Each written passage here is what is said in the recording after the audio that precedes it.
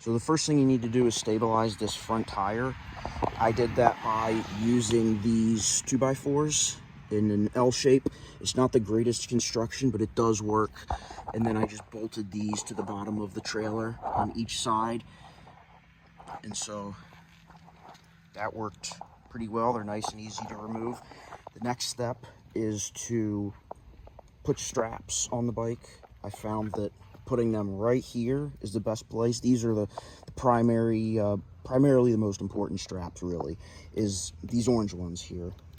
So hook them right into here on both sides. It's worked so far pretty well for me. It doesn't compress the front suspension, which is nice. It's real stable on there. Doesn't move at all.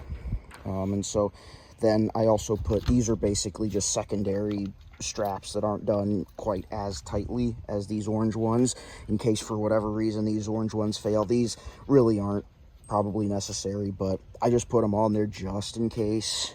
And it's just like that on both sides. Just duplicate that process. These two orange straps on either side are by far the most important straps to this whole thing. You could probably make do without any other straps on here and it would be all right. The next thing that I do, so these straps I found to be nice because they are self-ratcheting and they don't have the long tails that are hanging off. So I just hook that to here on the trailer, right there to the, I guess this is the floorboard brace. It feels like it's pretty sturdy, hasn't bent or anything like that. And then the next place on this side, I had to go from the passenger peg here. And yeah, I mean, you can see that I actually don't know how that stayed there for the whole trip. But yeah, just hook it there to there. This just, you know, helps to stabilize the back end of the bike to keep it from going either direction.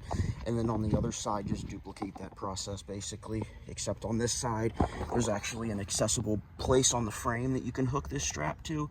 So that's pretty nice. And then just another one right here, again, to that floorboard bracket type area right there.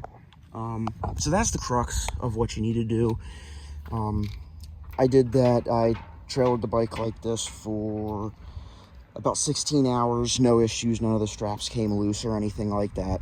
This is a 5x8 trailer, and when I first was, you know, trailering it, I wasn't sure if it was going to fit on here.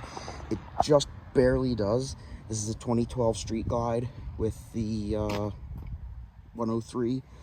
So I think they're mostly pretty much the same body, but there's really none too much room to spare.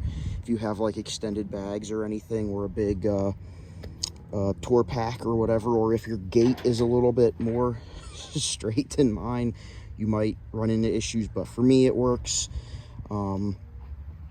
Let's see. So these straps, I really like these self-ratcheting straps, because I've done this in years past, and I don't know if it matters, but the straps I've used, you know, these more classic straps in the past, and they tend to kind of loosen up, and they've all just kind of came off in years past. These straps are nice because they don't have the tails on them, so you don't have to worry about tying them off. And my theory was that if they came loose, hopefully they would kind of contract into themselves, which I don't know, that might not work, but they seem to work good for me for this trip. And then, yeah, I mean, the crappy thing is that I found these are sort of tricky to strap down a little bit, because, you know, the wheel chocks that I usually use for motorcycles that like you can get from Harbor Freight, they're actually pretty decent. But there's a bar that usually comes down here, and then there's a, you know, center section that kind of wraps around. But that wouldn't work for this bike because of the rotors. It would hit those, so I had to find another means of doing that. I guess the other option you could go is around the crash bar here, but I really don't like that because it's sort of just superficial, really.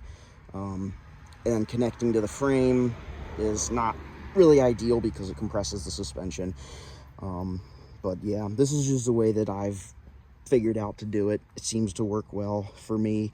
Like I said, I trailered the bike for 16, 18 hours like this, going over the shittiest, bumpiest paved roads on earth on 95 and 495, from North Carolina through Virginia to Maryland, and hadn't had to stop once to tighten the straps or anything. It stayed, you know, straight as an arrow this whole time.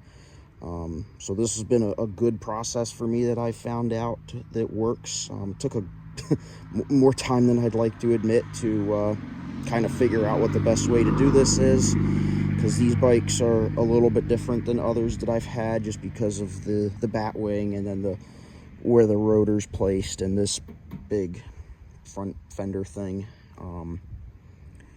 So yeah, if I just wanted to make this video. Hopefully it helps somebody. Any questions, feel free to reach out. But yeah, that's pretty much the crux of it.